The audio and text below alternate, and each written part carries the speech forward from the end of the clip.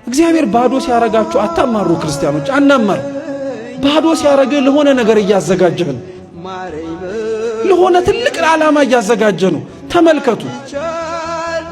ሙሴን እኮ የበግ ጠባቂ አድርጎ ያስቀመጠው ለምን መሰላችሁ በኋላ ላይ እስራኤላውያንን የሚመራ መሪ ስለሆነ በበጉ ያለማመደው እኮ ነው በግ እኮ ስንት አይነት አመል አለው አንዱ ልጋጥ ይላል አንዱ ልኮብልል ይላል አንዱ ይጋጫል አንዱ ይማታል አንዱ ጭቃ ውስጥ ይንከባለላል አንዱ ውሃ ይጠጣል ይሄንን ሁሉ የበግ አመል